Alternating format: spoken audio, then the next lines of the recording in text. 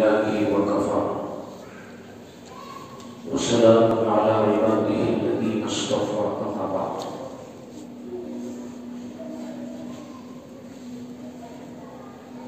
فأعوذ بالله من الشيطان الرجيم. بسم الله الرحمن الرحيم. النبي أولى بالمؤمنين من أنفسهم. سبحان ربك رب العزة عما يصفون وسلام على المرسلين والحمد لله رب العالمين. اللهم صل على سيدنا محمد وعلى آل سيدنا محمد وبارك وسلم. اللهم صل على سيدنا محمد وعلى آل سيدنا محمد وبارك وسلم. اللهم صل على سيدنا محمد وعلى آل سيدنا محمد وبارك وسلم. أما بعد.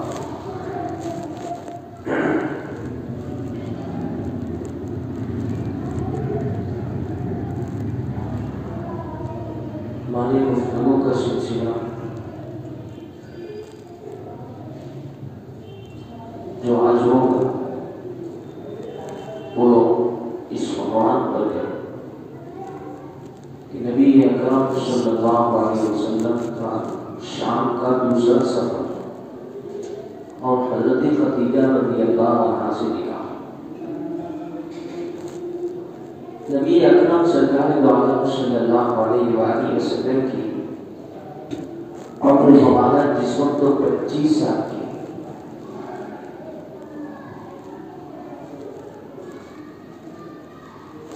تو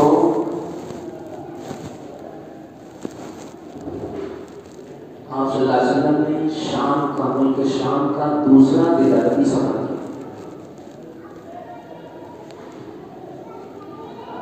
اور یہ جو سفر جو پیش آیا ہے اس کا کارن اور اس کا پس منظر یہ اس وقت تو نبی اکرم سرکار دو عالم صلی اللہ علیہ وسلم اپنے اہل شباب پر پہنچے تو مکہ میں آپ کی شہرت امین اور صادق سے امانت دار اور زبان کے دنی سے اور کسی کے اندر اگر کوئی وصف غالب آ جاتا ہے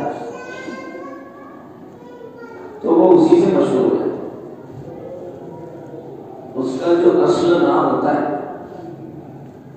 وہ تھوڑا سا کونے میں رہ جاتا ہے اور جو اس کا جو وصف ہوتا ہے جو اس کی خوبی ہوتی ہے جو اس کی صفت ہوتی ہے اس کے ذریعے سے وہ مشہور ہوتا ہے. جیسے اگر کوئی سرداری کرتا ہے پنچائی کا کام کرتا ہے تو سردار بن جاتا ہے اس میں سردار بن جاتا ہے اس میں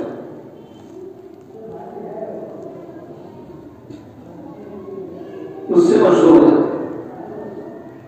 ویسے نبی اکرم صلی اللہ علیہ وسلم کی شہرت جو تھی یہ مکہ میں امین اور صادق سے. اگر کسی کو بولنا ہوتا آپ کے بارے میں کوئی بات ارض کرنی ہوتی تو امین اور صادق بول کر کے لوگ آپ کو مخاطب کیا کرتے تھے, آپ کے ناموں کا اظہار کیا. تو یہ شہرت ہوتے ہوتے مکہ کی ایک بہت ہی پاکیزہ خاتون تھی جس کا نام تھا حضرت خدیجہ بنت خویلد رضی اللہ عنہا. یہ مکہ کی اتنی بڑی ماتا خاتون تھی کہ مکہ والے جو تجارت کا سامان ملک شام بھیجا کرتے تھے تو ایک طرف پورے مکے والوں کا سامان رہتا تھا اور اسی کے بقدر دوسری طرف حضرت خدیجہ رضی اللہ عنہا کا سامان رہتا تھا. اتنی بڑی ماتا. حضرت خدیجہ کو جب جناب نبی کریم صلی اللہ علیہ وسلم کی امانت اور صداقت ہے نا اور سچائی اور راست گوئی اور پاک دامنی اور معاملات کی صفائی جب ان کے کانوں سے ٹکرائی تو حضرت خدیجہ رضی اللہ عنہا ایک عورت تھی، خاتون تھی، وہ خود نہیں جاتی تھی تجارت کرنے کے لیے بلکہ کسی کو اپنا پارٹنر بنا لیتی تھی، کسی کو اپنا شریک بنا لیتی تھی کہ بھائی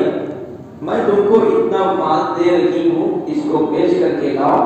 معاوضہ کھلا لیتی تھی اور معاوضہ دے دیا۔ میں نے پیچھے بتایا کہ سرکار نے تجارت کی تو اسے معلوم پڑا کہ محمد صلی اللہ علیہ وآلہ وسلم وہ بھی تجارت کرتے ہیں مزارعت پر، شراکت داری پر، حصے داری پر، کسی کا مال لے جا کر کے وہ بیوار کرتے ہیں، بیچتے ہیں۔ تو اس نے اپنے غلام میسرہ کے ذریعے سے سرکار دو عالم صلی اللہ علیہ وآلہ وسلم تک کے پیغام بھجوایا کہ میں آپ سے تجارت کر، آپ کے ساتھ تجارت کرنا چاہتا ہوں۔ تو حضرت خدیجہ رضی اللہ عنہا نے جب یہ پیغام بھیجا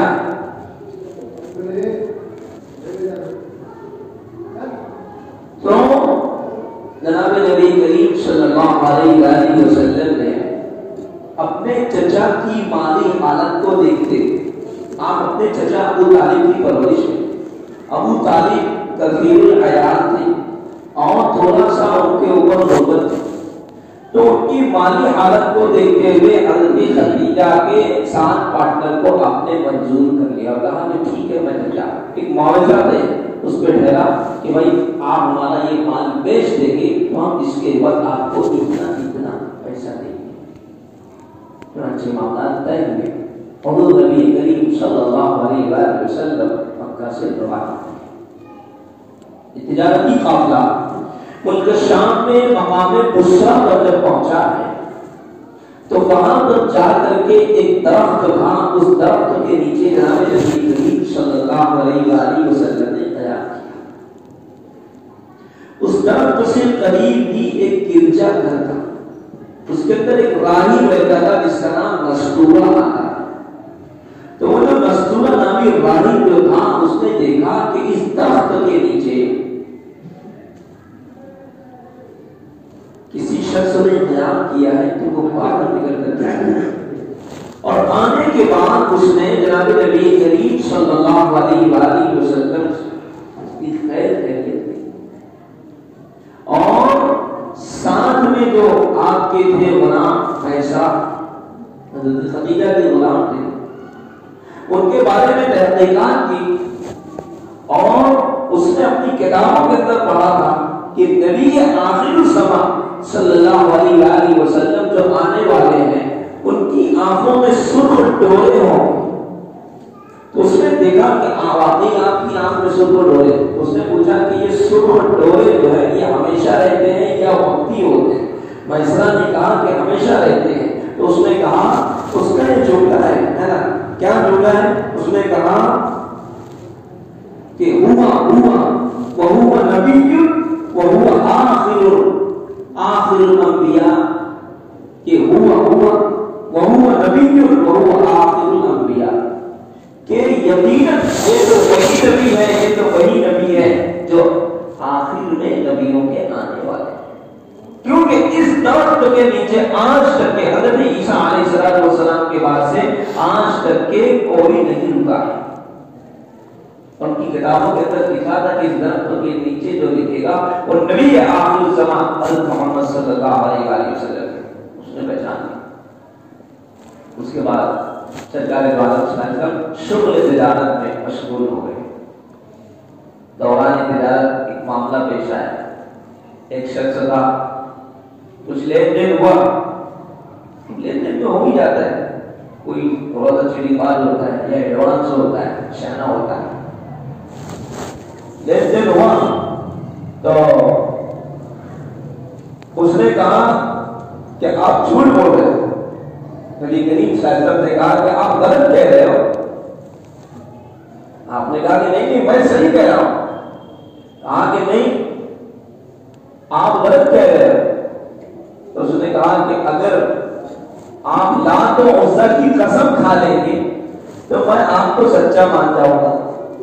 نبی اکرم صلی اللہ علیہ وسلم نے فرمایا کہ میں نے آج تک کے اپنی زندگی میں کبھی بھی لات و عزا کی قسم نہیں کھائی، یہ جو ان کے دیوی دیوتا تھے، میں نے کبھی ان کی قسم نہیں کھائی، اور کبھی بھی میرا ان کی جو کہنا چاہیے عبادت گاہ تھی جہاں پر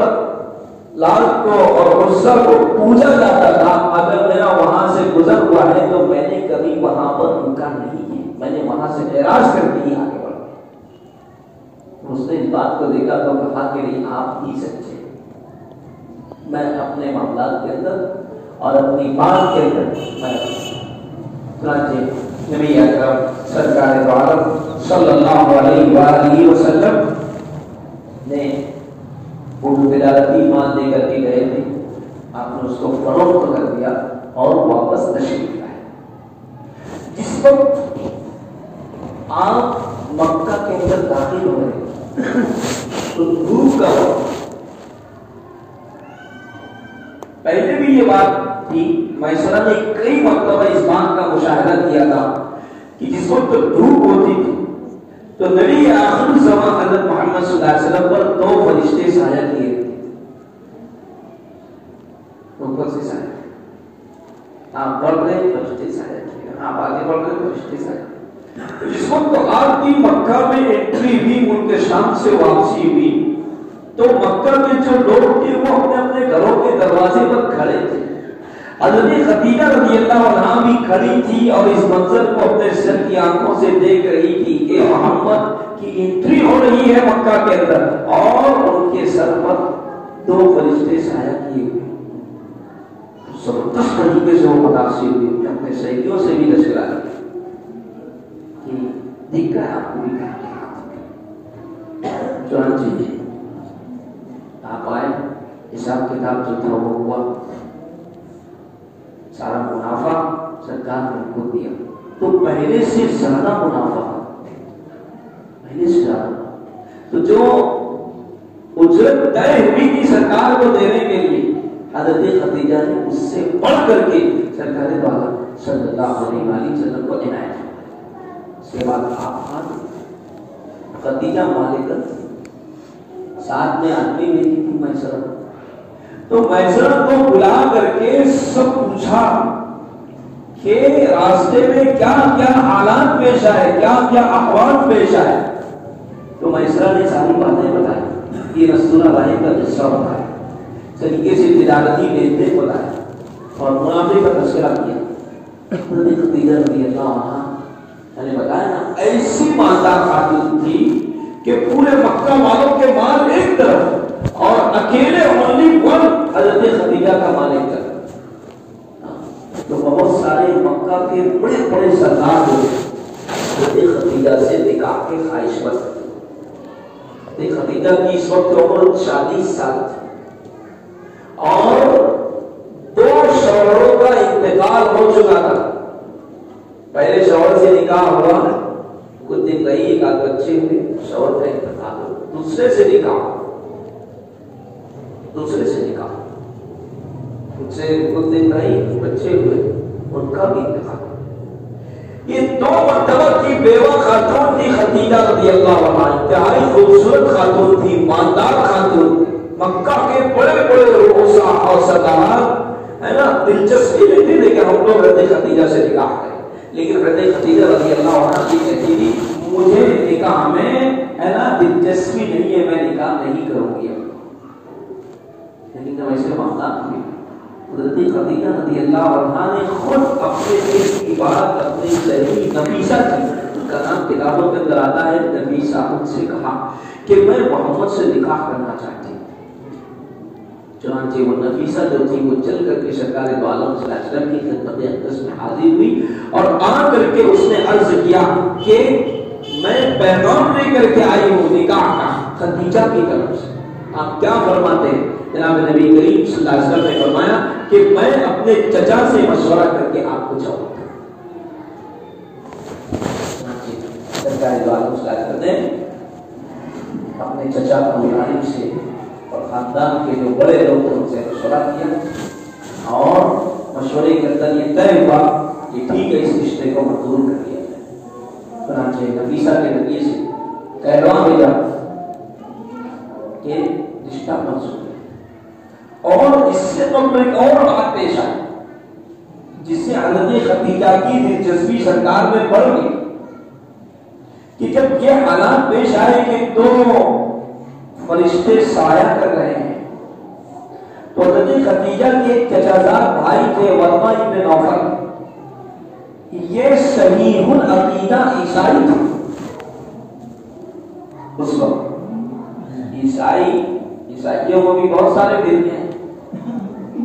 ہاں حضرت عیسیٰ کو اللہ کا بیٹا بولتے ہیں، مریم کو اللہ کی بیوی بولتے ہیں، ان کے یہاں تثلیث کا ہے کہ تین خدا ہے، لیکن حضرت ورقہ جو تھے وہ صحیح العقیدہ تھے۔ خدیجہ نے چاہ کر کے سرکار کی سب صفات گروائی ہیں، انہوں نے کتابوں کے اندر آپ کی صفات کو پڑھا تھا تو انہوں نے کہا ورقہ نے کہ خدیجہ تو نے جو صفات مجھے بتائی ہے اور جو جو خوبیاں بتائی ہیں اگر یہ واقعی ہے تو یہ جو بندہ ہے یہ یہی نبی آخر زمان حضرت محمد صلی اللہ علیہ وسلم۔ یہ کئی باتیں اس طریقے سے کیا گیا، سرکار نے اپنے چچا کے ذریعے سے نکاح کے پیغام کو قبول کر لیا۔ متعینہ وقت پر نبی اکرم صلی اللہ علیہ وسلم نے چچا ابو طالب کے ساتھ اور حمزہ جو ان کے چچا تھے ان کے ساتھ اور بھی دیگر رؤسائے قریش کے ساتھ آپ حضرت خدیجہ کے گھر تشریف لے گئے اور جانے کے بعد آپ نے وہاں پر نکاح کروایا۔ اس موقع پر ابو طالب نے ان پہ نکاح پڑھا، تفصیلات ہے کوئی اس کے اندر، تو اس طریقے سے نکاح ہو گیا سرکار دو عالم صلی اللہ علیہ وسلم۔ اس سے ہوا اپنے سے 15 سال کی خاتون حضرت خدیجہ رضی اللہ عنہا اور ایک مرتبہ 2 مرتبہ کی چھوٹی آپ اس کو سمجھیے، لیکن ہم کو لکھتا ہے کہ نکاح نبی اکرم صلی اللہ علیہ وسلم کی سنت ہے، لیکن آپ نے کیا کیا، 2 مرتبہ کی چھوٹی ہوئی بیوہ سے آپ نے نکاح کیا۔ آپ کی عمر 25 سال، خدیجہ کی عمر 40 سال، اتنا ڈیفرنس ہے، لیکن اس کے بعد بھی سرکار نے نکاح کیا۔ یہ بھی ایک سنت ہے، لوگوں کے سامنے اس کا بھی تذکرہ ہونا چاہیے اور لوگوں کے سامنے اس بات کو بھی آنا چاہیے۔ نکاح ہوا، جتنی اولادیں ہوئی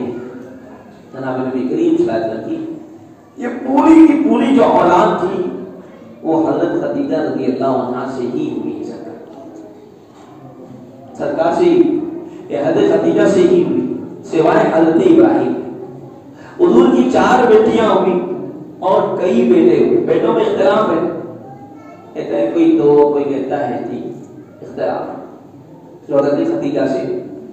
لیکن تمام بیٹے اور بیٹیاں جو ہوئی حضرت ابراہیم رضی اللہ عنہ کے سوا، حضرت ابراہیم جو تھے آپ کی باندھی تھی حضرت ماریہ نے کیا خود سے پیدا ہوا۔ حضرت خدیجہ رضی اللہ عنہ یہ ایسی خاتون تھی، اللہ رب العزت میں نیکوں کے لیے نیکوں کو پسند، یہ سب سلیکٹڈ لوگ تھے، چنے ہوئے لوگ تھے، منتخب لوگ تھے،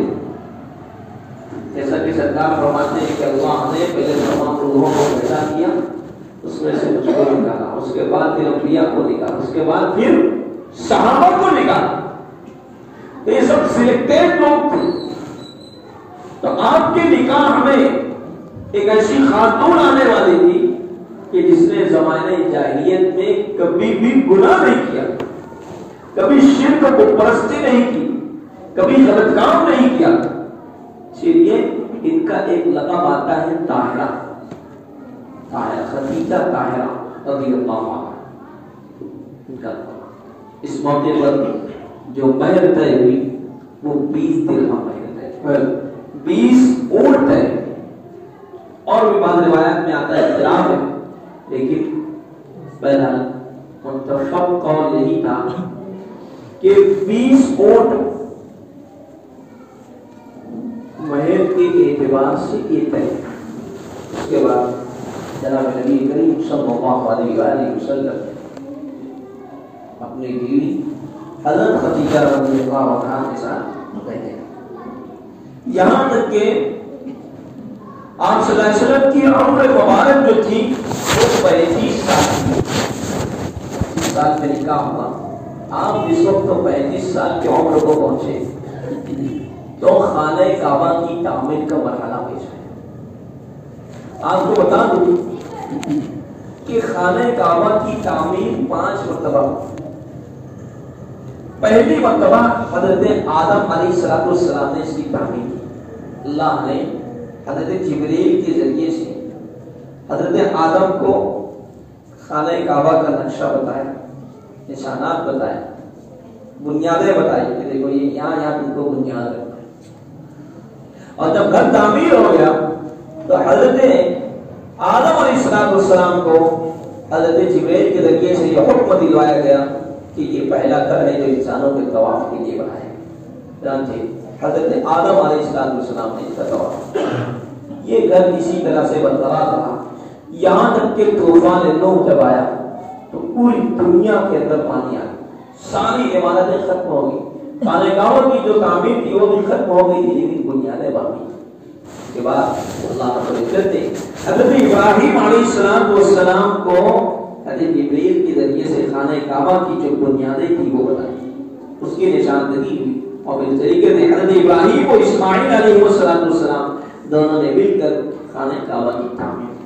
تیسری مرتبہ جو خانہ کعبہ کی تعمیر ہوئی اور اس وقت ہوئی جب کہ جناب نبی کریم صلی اللہ علیہ وسلم کی عمر مبارک 35 سال تھی، یعنی بعثت نبوی سے 5 سال پہلے۔ اور چوتھی مرتبہ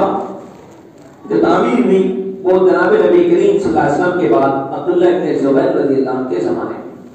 پانچویں مرتبہ جو تعمیر ہوئی وہ عبداللہ ابن زبیر رضی اللہ عنہ کے بعد حجاج ابن یوسف کے زمانے میں۔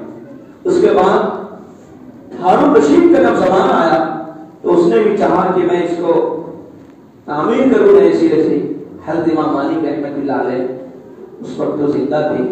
آپ نے خلیفہ ہارون رشید سے کہا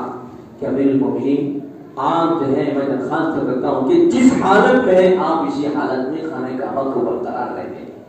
اس لیے کہ اگر آپ اس کو مسمار کر کے پھر نئے سرے سے بنائیں گے تو پھر یہ کیا ہوگا، آئندہ آنے والے بادشاہوں کے لیے یہ تختہ مشق بنتا ہے، یہ آئے گا وہ اس کو ختم کرو ایسے، وہ آئے گا اس کو ختم کرو ایسے۔ تو اس لیے درخواست ہے آپ سے، آپ اس کو اسی طرح سے چھوڑ دیں۔ تو اس وقت کے بادشاہ بھی علماء کی بات سنا کرتے تھے اور وہ ایسے علماء بھی تھے۔ چنانچہ بات ہوئی حضرت امام مالک رحمۃ اللہ علیہ کی بات پر امیر المؤمنین حضرت ہارون رشید نے کہا کہ ٹھیک ہے حضرت آپ جیسا کہتے ہیں ویسا ہی ہوگا۔ چنانچہ اسی حالت پر اس کو چھوڑ دیا گیا۔ تو وہ اس وقت کی یعنی جس احاطے کے اندر اور جس سائز کے اندر جو عمارت تھی وہ اسی سائز کے اندر، یعنی تعمیرات تو ہوئی ہے، نئے سرے سے پورا ختم کر کے تعمیر کرنا یہ 5 ہی مرتبہ،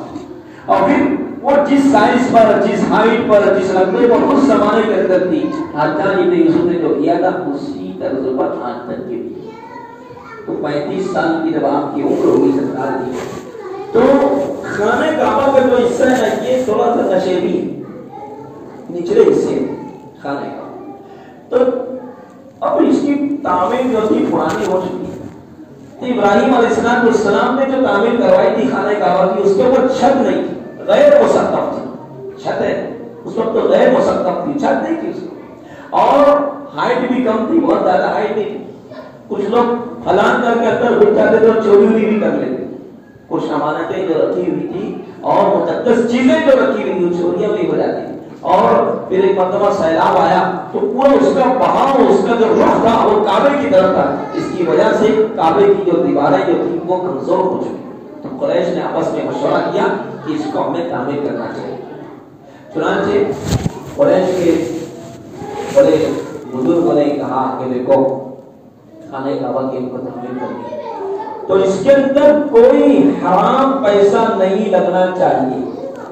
نہ تو کسی فاحشہ کا پیسہ، نہ سود کا پیسہ، نہ جوئے کا پیسہ، ایک دم پاک حلال اور پاکیزہ اور طیب کمائی ہی لگنا چاہیے، دوسری کمائی اس میں نہیں لگنا چاہیے۔ چنانچہ قریش کے اور عرب کے بہت سارے قبیلے تھے، تو آپس میں ان لوگوں نے بیٹھ کر کے طے کر دیا کہ فلاں جگہ سے فلاں جگہ تک تم تعمیر کریں گے، فلاں جگہ سے فلاں جگہ تک کے تمہارے ذمہ، فلاں جگہ سے لے کر فلاں جگہ تک تمہارے ذمہ، ہم لوگ ایک ایک مسلح تقسیم کر لیتے ہیں، ایک ایک اسکوائر فٹ تقسیم کر لیتے ہیں، تو اس طریقے سے کام کی تقسیم ہے۔ اور اس کے بعد یہ سب ساری چیزیں ہو گئی۔ اسی دوران مکہ والوں کو معلوم پڑا کہ مکہ سے قریب جو جدہ نامی شہر ہے، سمندر ہے وہاں پر، ایک بہت بڑا جہاز جو تھا وہ جدہ کے ساحل سے ٹکرا کر کے ٹوٹ کر کے وہیں پر پڑا۔ تو ولید مکہ کا سردار تھا، وہ گیا اور جانے کے بعد اس نے وہاں پر جو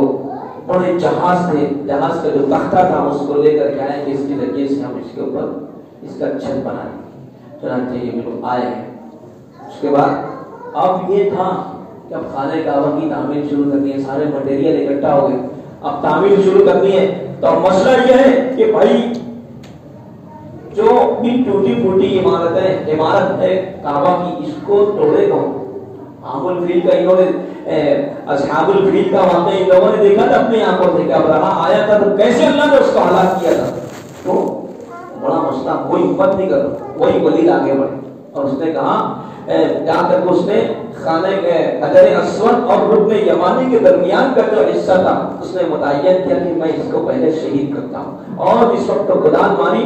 لوگوں کے ذہنوں کے اندر یہ تھا کہ اگر خانہ کعبہ کو توڑنے کے لیے، اس کو منہدم کرنے کے لیے اگر ہم گدان ماریں گے تو ہم لعنت ہو جائیں گے، ہم کو اللہ پاک تباہ کر دیں گے۔ لیکن ولید نے ہمت کر کے گدان ماری اور یہ کہنے کہ واللہ لا نريد الا الخير، واللہ لا نريد الا الخير، کہ خدا کی قسم ہمارا ارادہ سوائے خیر کی اور کچھ نہیں۔ چنانچہ گدان ماری، اتنا ملبہ نکالنا کا نکالا ہے نا، اس وقت تو کچھ نہیں ہوا۔ لوگوں نے کہا رک جاؤ بھی، ان کو رات میں سونے کو ہو سکتا ہے، رات میں کچھ ہو، اگر یہ صبح تک صحیح سالم ہے تو پھر ہم لوگ کریں گے۔ چنانچہ رات ہوئی ہے اور رات میں یہ سوئے ہیں، کچھ مسئلہ نہیں ہوا، صبح ہوئی تو صحیح سالم تھے، لوگوں نے دیکھ لیا کہ ہاں یار کوئی مسئلہ نہیں ہے۔ پھر اس طریقے سے خانہ کعبہ کی جو عمارت تھی وہ منہدم ہوئی اور جو دیگر لوگ تھے ہے نا وہ لوگ بھی ساتھ میں، اور اس طریقے سے تعمیر شروع ہوئی۔ جب تعمیر شروع ہوئی تو اس ہائٹ تک یہ پہنچے کہ بھائی اب حجر اسود کو نصب کرنا ہے۔ حجر اسود کی زمین یہ جنت سے آیا وہ پتھر، اس کی بہت اہمیت۔ اب ہر قبیلے کے لوگ بول رہے ہیں، عرب کے لوگ ایک دم اجڑ گوار تھے، ایک دم ہے نا، یہ دماغ جو ہے نا عقل ان کی گھٹنے ذرا سی مزاج کے خلاف وہ نکالے تلوار سر قلم کر کے اب سب گرم ہو گئے، بولے ہم لگائیں گے، بولے ہم لگائیں گے، بولے ہم لگائیں گے، بولے ہم لگائیں گے۔ ایک بزرگ آدمی تھا، اس نے کہا کہ کو یہ جھگڑے بند کریں، میں ایک حل پیش کرتا ہوں، اس کے اوپر اگر آپ لوگ متفق ہو جائیں گے تو اپنے کرتے ہیں، ٹھیک ہے؟ کیا حل پیش؟ اس نے یہ حل پیش کیا کہ کل صبح کے وقت سب سے پہلے جو شخص خانہ کعبہ کے اندر داخل ہوگا وہ اس بات کا فیصلہ کرے گا کہ کیا کرنا ہے۔ سب لوگ ہاں ٹھیک ہے، تم چلے گئے صبح۔ تو سب سے پہلے جو شخصیت خانہ کعبہ کے اندر داخل ہوئی وہ جناب نبی کریم صلی اللہ علیہ وسلم، اللہ کی طرف سے یہ انتظام داخل ہوئے۔ لوگوں نے دیکھا بہت خوش ہو گئے، خدا کی قسم ہم راضی ہیں ان سے، ہم ان کو پسند کرتے ہیں، ہم ان سے محبت کرتے ہیں۔ جناب نبی کریم صلی اللہ علیہ وسلم نے کہا ایک چادر منگائی، چادر منگائی، اور جتنے جھگڑالو لوگ جو تھے نا، کون کون جھگڑا کر رہے تھے، آ جاؤ بھائی سب لوگ آ جاؤ، سب کو کہا ایک کو نہ تو پکڑے، ایک کو نہ تو پکڑے، سب کو ایک ایک کو نہ پکڑا دیا، اور اس کے بعد بولے اٹھاؤ اس کو۔ چادر کو زمین سے اٹھائے، اب جو ہائٹ تھی، جو لیول تھا جہاں پہ حجر اسود کو نصب کرنا تھا وہاں تک کے پہنچے، اب سب کا ہاتھ لگ کے سب کچھ ہے نا، کوئی بولے کوئی بولے کوئی بولے ہے نا، اس جناب نبی کریم صلی اللہ علیہ وسلم آگے بڑھے اور آپ نے جا کر کے حجر اسود کو نصب کر دی۔ اس طریقے سے اتنا بڑا جناب نبی کریم صلی اللہ علیہ وسلم آگے جو باتیں، آگے جو بھی باتیں پیش آئی ہے انشاءاللہ اس کا اندر ضرور کریں گے۔ اللہ